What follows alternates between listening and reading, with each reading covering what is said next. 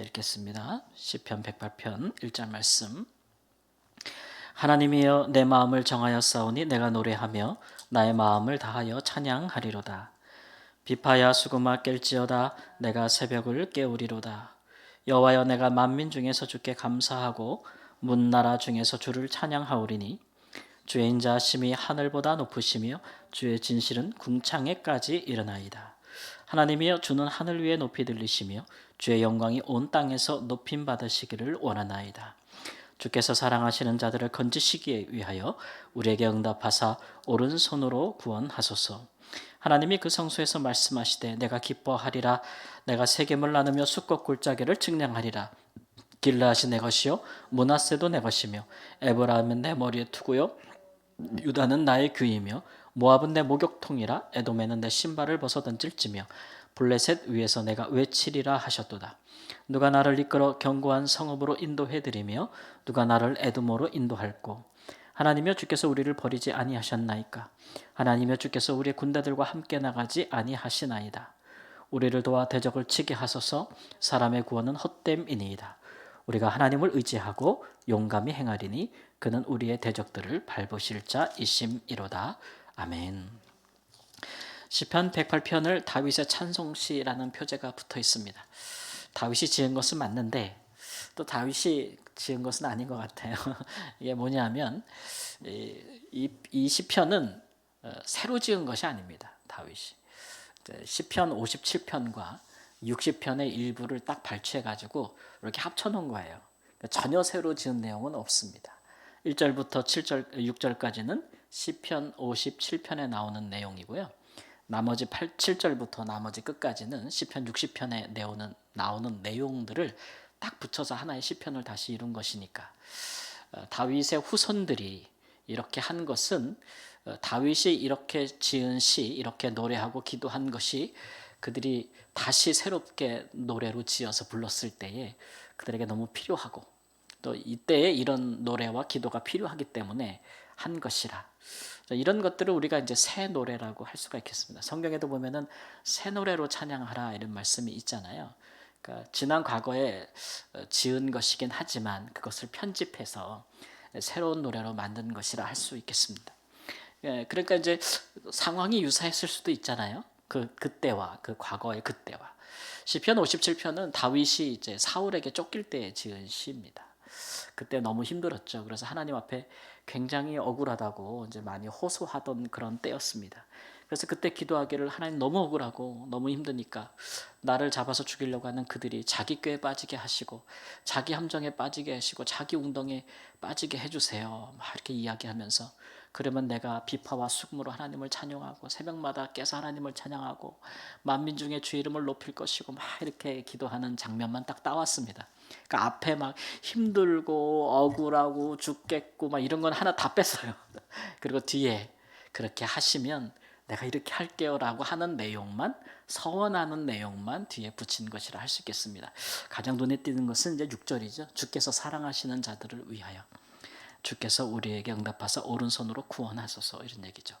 사실 다윗이 사울에게 쫓기게 된 것은 다윗이 사울에게 무슨 개인적으로 잘못을 했거나 무슨 그런 시도를 한 것이 없지 않습니까?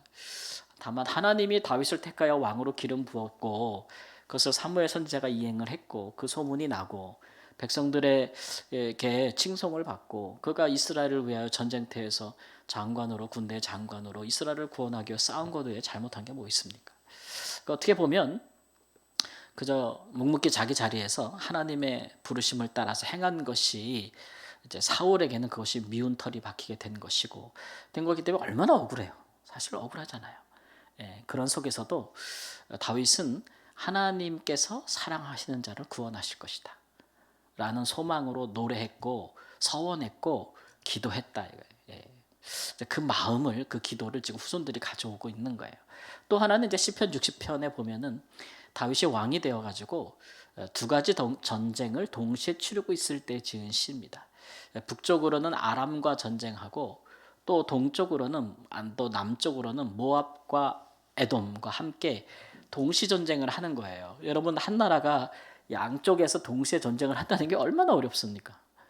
한 나라가 싸우기도 어려운데 사방에서 싸워야 되니 얼마나 힘들어요. 그럴 때 막 다윗이 하나님 앞에 우리 버리셨습니까? 하나님 우리 군대를 버리셨습니까? 막 호소하는 그런 장면들이 있는데 굉장히 힘들고 어렵다고 막 호소하는 장면인데 그거는 좀 이렇게 뺐어요. 그 부분은 빼고 뒷부분에 이제 다윗이 하나님께서 말씀하시기를 하나님께서 말씀하시기를 이스라엘은 다 내 거다 이렇게 얘기하고 지금 이스라엘과 싸우는 모압은 내 목욕탕이다 에돔은 내 신발이다 막 이렇게 얘기하시는 그런 장면을 넣습니다. 그리고 나서 하나님이 이렇게 하셨으니 우리가 하나님을 의지하고 용감히 행해서 우리가 우리 대적들을 밟자 이제 이런 식의 서원을 기도를 또 드리고 있는 것이죠. 그러니까 두 가지 다 공통된 상황은 하여튼간 많은 어려움 속에서 하나님이 우리를 사랑하시니 우리가 하나님께서 우리를 구원하실 거라는 확신을 갖기 위해서 또 하나는 이제 사방으로 둘러친 대적들과 전쟁할 때에 이게 정말 힘들고 망할 수 있겠다, 질 수 있겠다는 상황에서도 하나님을 힘입어서 용기를 내 가지고 우리가 대적들을 밟자라는 그런 소망을 가지고 확신, 힘을 불어넣고 군대에 용기를 줄 때에 이런 시를 다윗이 지었거든요. 근데 우리가 이제 어제부터 시편의 제 55권째를 들어섰는데 이 5권은 다 이스라엘 백성들이 바벨론 포로로 있다가 돌아온 직후에 그때부터 지어진 시편인데 돌아온 포로들이 귀환한 사람들이 다윗의 옛적 시편을 가져다 이렇게 편집을 해서 노래했다는 것은 상황이 유사했다. 예. 그들이 이제 사실 약속의 땅에서 범죄하여서 포로로 잡혀가서 70년을 이방에서 종으로 살았잖아요. 하나님께서 다시 돌아갈 길을 허락해 주셔서 그들의 땅으로 돌아왔을 때에 사방에서 공격을 받았습니다. 거기다가 성전을 다시 짓고 또 집도 짓고 그래야 살 거 아니에요. 그리고 또 예루살렘에 성벽도 좀 쌓고 그러려고 했더니 그 70년 빈 그 시기에 거기에 들어와 살았던 다른 민족들 아니면 그 주변에 있던 이 모압과 에돔 같은 민족들이 이스라엘이 다시 재건되는 걸 원하겠어요? 원하지 않아서 어떻게든지 그거를 회방하고 방해하려고 온갖 수작과 음모를 다 벌였어요. 그런 것들을 우리가 이제 느헤미야서에도 볼 수 있고 학개서 뭐 스가랴서 그래서 성전 존단을 굉장히 오랫동안 중단시키기도 했고 또 예루살렘 성벽을 쌓을 때는 정말 온갖 음모 속에서 쳐들어가서 지도자 느헤미야를 암살하려고도 했고 또 쳐들어가서 성을 다시 무너뜨리려고도 시도했고 그런 여러 가지 일들이 있었으니까 포로 이후에 귀환한 공동체도 정말 절박한 심정으로 용기가 필요하고 또 하나님이 우리를 다시 돌아가라 하셨으니 여기서 우리를 망하게 하겠는가. 하나님께서 우리를 포로로 잡혀가게 하실 때는 우리가 죄가 많았지만 지금 우리가 거기서 다 회개하고 다시 거룩하여져서 하나님 우리를 다시 보냈는데 하나님께서 여기서 우리를 구원하시지 않겠는가 라는 그런 소망, 뭐 희망, 믿음, 용기 이런 것들이 너무 필요한 때니까 이제 그 시편을 가져온 것이죠. 그 노래를. 그러니까 여러분 이분들이 이런 노래를 부르면서 얼마나 찬양을 부르면서 찬송을 부르면서 힘을 얻었겠나 생각해 보십시오. 찬송은 그런 힘과 용기를 가져다 주는 것입니다. 그러니까 이렇게 이제 그 과거에 그 다윗이 불렀던 시편을 가져왔다. 이거 다 신앙의 유산들이거든요. 물론 상황과 역사가 똑같을 수는 없어요. 그러나 그것을 극복하는 영적인 진리나 원리는 같다라고 하는 것입니다. 왜냐하면 결국은 상황은 다르지만 그 억울함을 풀어주고 이스라엘을 사랑하고 구원하고 또 그 이방의 또 위협에서 건져 주시는 분은 같아요. 사람은 바뀌고 시대도 바뀌고 다 바뀌었지만 안 바뀐 게 하나 있단 말이에요. 그게 누구냐면 하나님이에요. 기도를 들으시는 하나님은 안 바뀌어요. 하나님은 여전히 그들을 사랑하고 하나님은 여전히 그들을 구원할 능이 있고 하나님은 여전히 이런 전쟁에서도 그들을 승리하게 하실 하나님이시기 때문에 그런 것이죠. 그러니까 이런 찬송을 그들이 갖다 불렀다는 것은 여러분 다윗이 이런 기도를 통해서 어떻게 승리했는지 우리가 알고 있지 않습니까? 결국 그는 이스라엘의 왕이 되었고 결국 그는 이스라엘을 재건했고 또 사방의 대적들을 다 정복하여 이스라엘 가운데 평안을 가져오지 않았습니까? 그런 것들을 바라보고 있는 것이죠.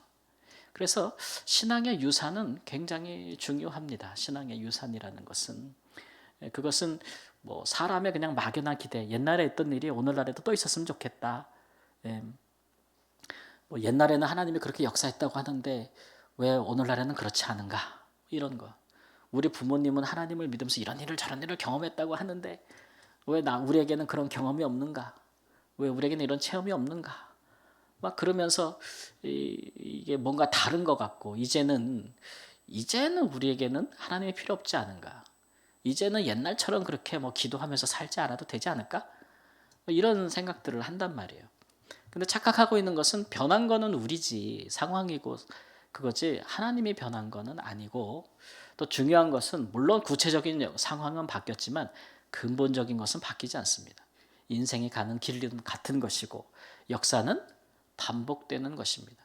다윗이 억울함을 당하고 다 이스라엘이 국가가 위험에 처한 일은 이때도 똑같이 반복됐다는 것을 우리가 알 수가 있잖아요. 그런 일에 우리가 붙잡을 수 있는 분은 또한 하나님이십니다. 예.